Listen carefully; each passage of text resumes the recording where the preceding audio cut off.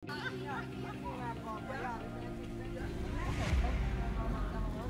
organiseren jaren een kinderfestival.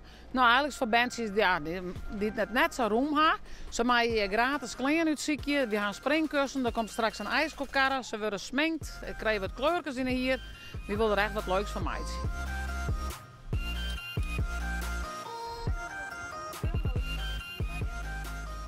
Er is een prutte jarmoed in de wereld. Dus, en dat verneem ik ook wel bij de orenwinkel. Je ook altijd voedsel mee aan mensen. En daar ben ik best twee verdieners bij die het net roem hebben. Dus daarvoor gaan we deze stichting opzetten. En dan kunnen we die mensen voor iets leuks voorzien. Is dat al iets wat jou altijd al heel erg belangrijk vond? Nou ja, mensen zeggen wel altijd van, ja, ik ben altijd wel voor de mensen. En dit roept eigenlijk volle mee bij mij op. Nou, ik ga dit er nou bij.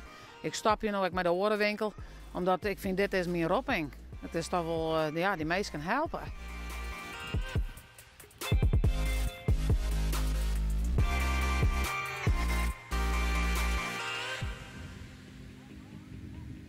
Grote dankbaarheid.